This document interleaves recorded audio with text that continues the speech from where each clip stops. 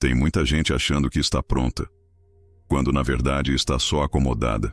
Sabe qual o problema? É que a parábola das 10 virgens não fala de quem está longe da igreja. Fala de quem está dentro. É uma história que assusta, porque derruba aquela ideia de que todo mundo que parece estar bem está salvo. Jesus não contou essa parábola para assustar, mas para despertar. E o que ele revela aqui é mais profundo do que muitos imaginam. Nem todos que carregam uma lâmpada têm óleo suficiente para quando o céu escurecer. Pode parecer duro, mas a verdade é essa. Vai chegar um momento em que a porta vai se fechar. E aí, meu amigo, não adianta ter a melhor intenção do mundo, nem argumento bonito.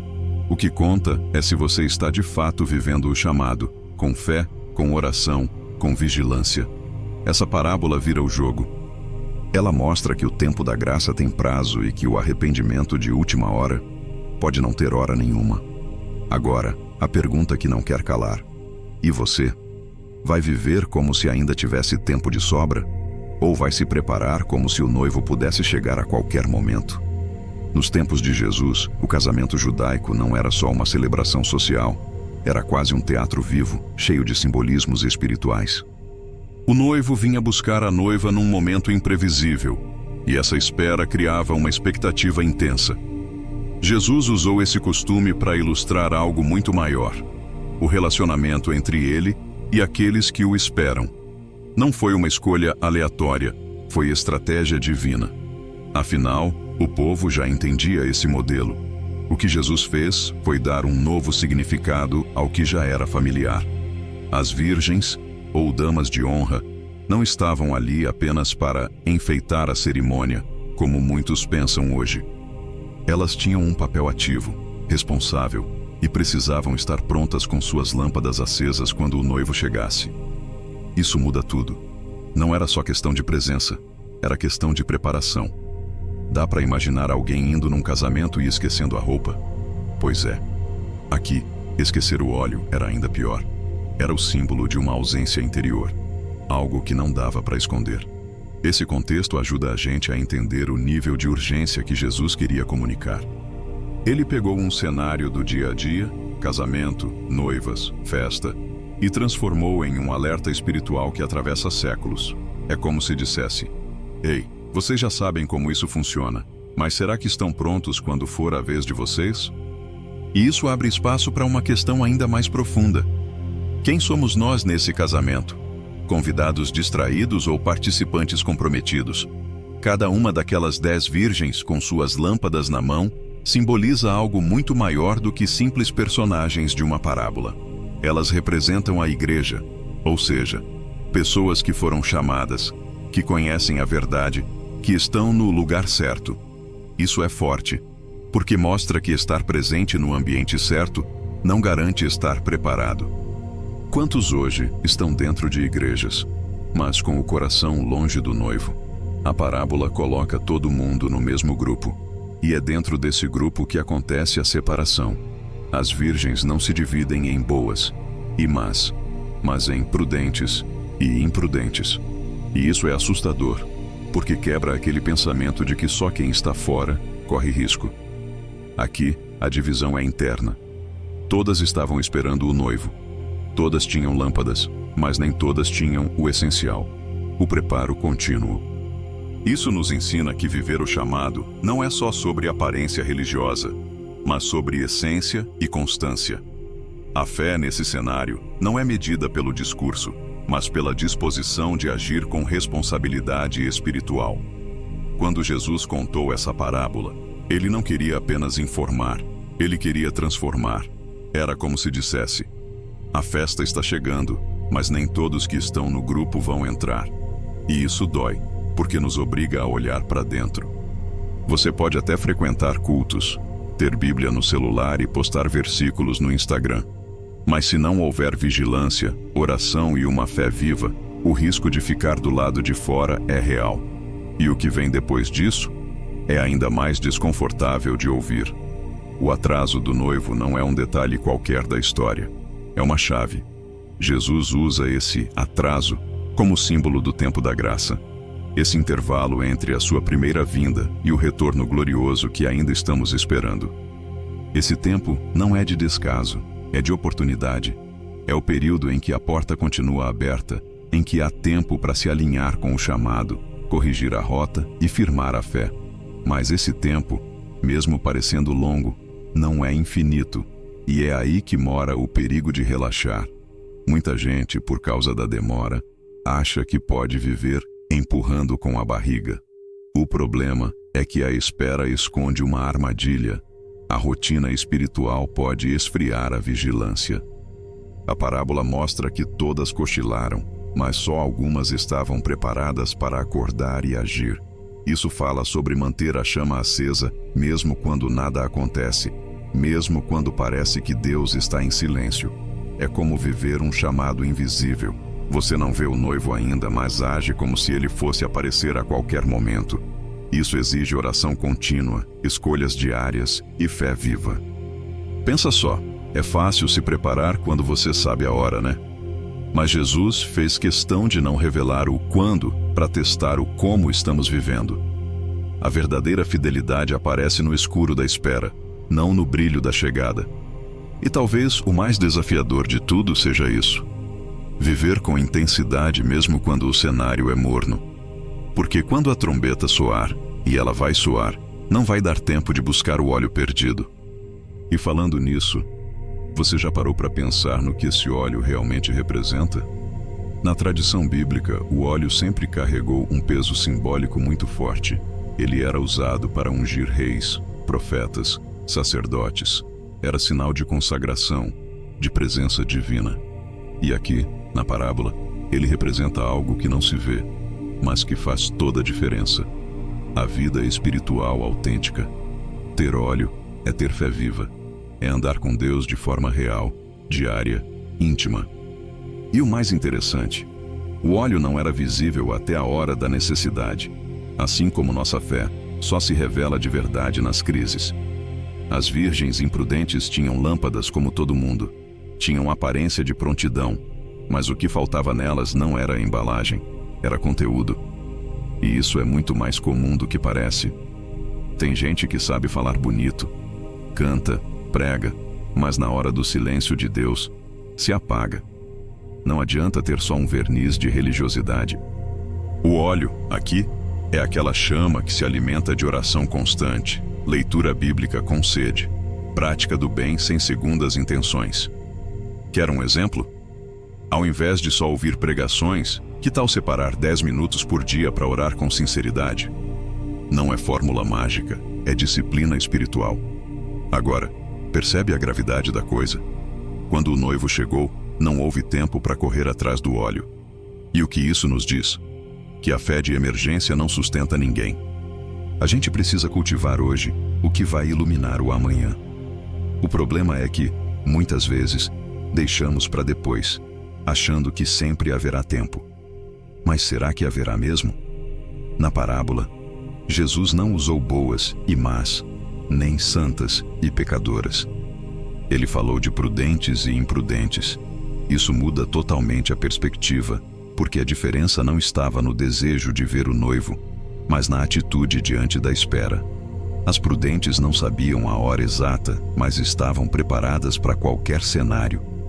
Já as outras deixaram para depois. Isso é profundo, porque mostra que não basta estar na jornada. É preciso estar atento, com a alma abastecida e os olhos voltados para o propósito. Prudência, aqui, não tem nada a ver com ser certinho ou saber tudo. Tem a ver com responsabilidade espiritual, com viver como quem entende que a qualquer momento pode ser chamado. É como sair de casa com guarda-chuva mesmo com o céu azul, porque você sabe que a chuva pode vir. A imprudência, por outro lado, é viver como se nada fosse mudar, como se a graça fosse eterna e o tempo infinito. E cá entre nós, quantas vezes a gente adia decisões importantes por causa dessa falsa sensação de segurança? Agora pensa, se a prudência é uma atitude constante, o que você tem feito para cultivá-la? Ser prudente é tomar decisões alinhadas com o céu, é pedir direção em oração antes de agir, é manter a fé ativa quando tudo parece parado. E quem vive assim, não se surpreende quando o noivo chega. porque no fundo já vive em estado de prontidão. Mas e quando o noivo entra e a porta se fecha? Na cultura judaica, quando a porta da festa era fechada, não era só por segurança. Era símbolo de que o momento tinha chegado e quem estava dentro, estava. Quem ficou de fora, não entrava mais. Jesus usa essa imagem para falar de algo ainda mais sério: o julgamento final. O tempo da graça tem um fim, e a porta não vai ficar aberta para sempre. Isso é duro de ouvir, mas é a verdade que ele quis nos contar de forma clara, quase gritante. Vai chegar a hora em que não haverá mais tempo de se preparar. Imagina o choque daquelas virgens imprudentes quando ouviram: "Não vos conheço." Elas estavam no grupo, esperaram, tinham lâmpadas, mas não tinham o essencial. Isso serve como um alerta forte para todos nós que vivemos no ambiente certo, mas com atitudes erradas. Não se trata de medo, mas de consciência. Assim como um voo internacional não espera passageiro atrasado, o reino também tem sua hora certa de decolar.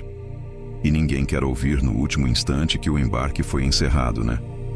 O mais curioso é que a festa continuou, sem elas. A vida seguiu, o noivo entrou, a alegria aconteceu. Ou seja, a ausência de quem não se preparou não parou o plano. Isso mostra que o reino de Deus não depende da nossa prontidão, mas a nossa eternidade sim. E isso nos empurra para uma pergunta inevitável. Será que a gente está mesmo tratando a nossa fé como algo urgente? Ou só como uma opção a ser resolvida depois? Essa parte da parábola pega muita gente de surpresa. Quando as virgens imprudentes pedem óleo às prudentes e ouvem um "não", logo vem aquela dúvida: mas não era para compartilhar? Só que aqui não se trata de egoísmo, e sim de realidade espiritual. Há coisas na caminhada com Deus que são intransferíveis. Você pode orar por alguém, ensinar, dar exemplo, mas não pode entregar sua fé no lugar dela. É como musculatura. Ninguém desenvolve o seu corpo fazendo academia com o esforço do outro. O óleo não se empresta porque é resultado de um processo pessoal. Leva tempo, renúncia, experiências com Deus. Você pode ser casado com uma pessoa cheia de fé, ser filho de alguém que ora diariamente, frequentar uma igreja avivada e ainda assim estar vazio por dentro. A vida espiritual exige uma construção própria, feita em oração, jejum, leitura da palavra e decisões diárias. Quer um ponto de partida simples?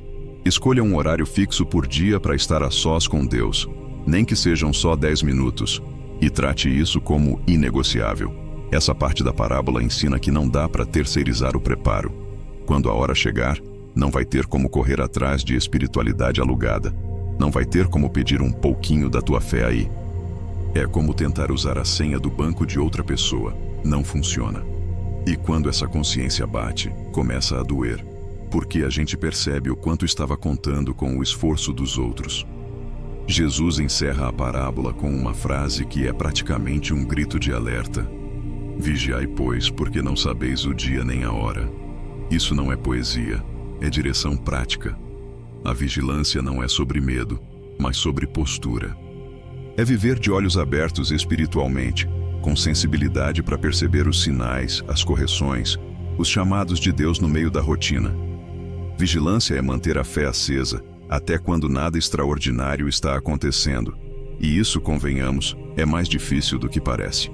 Vigiar não é só evitar o pecado escancarado, é também identificar pequenas distrações que vão roubando o tempo de oração, minando a fé e apagando a sensibilidade espiritual. Às vezes, é o excesso de entretenimento. Outras vezes, é a pressa, a comparação ou até o ativismo religioso sem profundidade. Quer um exercício prático?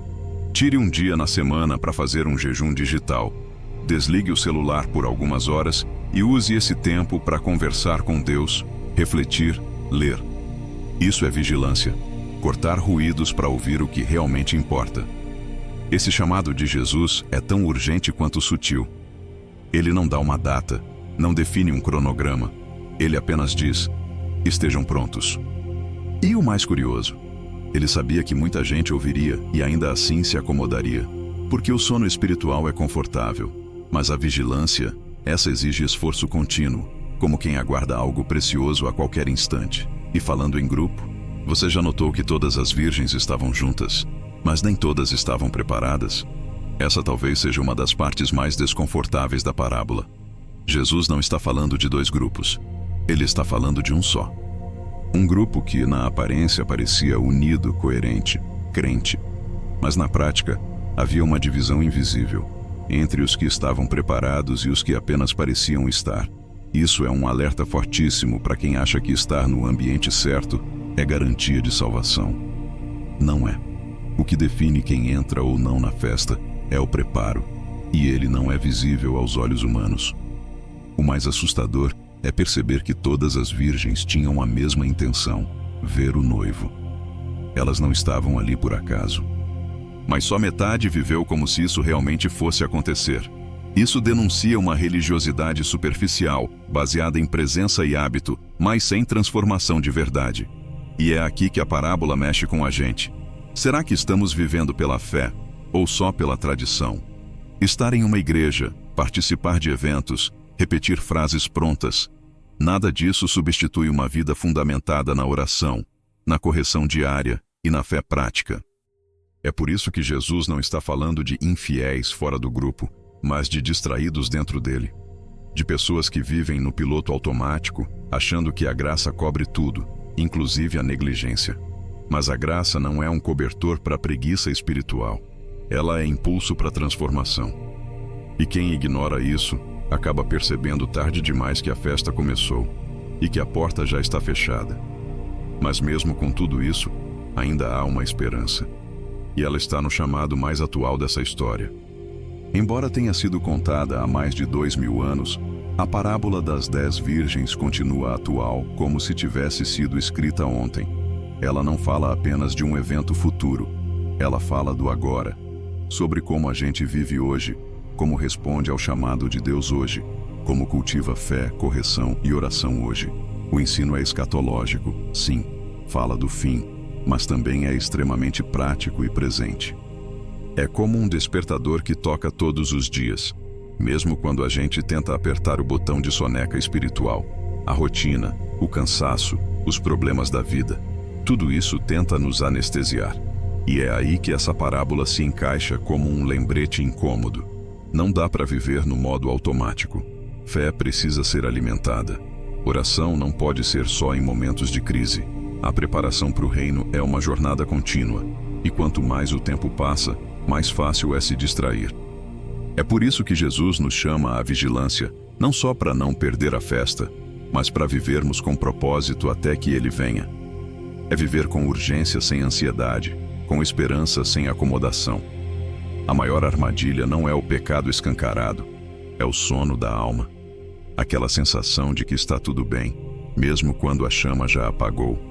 E talvez esse seja o maior risco da nossa geração. Achar que ainda dá tempo, sempre. Mas o noivo virá. E quando ele vier, o estado do nosso coração vai falar mais alto do que qualquer aparência. Depois de tudo isso, a pergunta que fica é: você tem vivido como uma virgem prudente, ou só como mais uma no grupo? Porque no fim das contas, não importa quantas vezes você foi à igreja, nem quantos versículos decorou. O que realmente vai contar é se sua lâmpada está acesa e se tem óleo suficiente para durar até a chegada do noivo. Então, o que você vai fazer a partir de agora? Vai continuar adiando o momento de buscar a Deus de verdade? Vai seguir contando com a fé dos outros como se desse para pegar emprestado na hora da pressa? Ou vai começar hoje, agora, a construir uma fé viva, forte e constante, regada por oração, correção e entrega total? Se essa mensagem falou com você, deixa aqui nos comentários. Eu quero estar pronto. E se ainda não se inscreveu no canal, aproveita agora. Ativa as notificações para não perder nenhum conteúdo que vai fortalecer a sua caminhada com Deus, porque o noivo vem e você precisa estar preparado.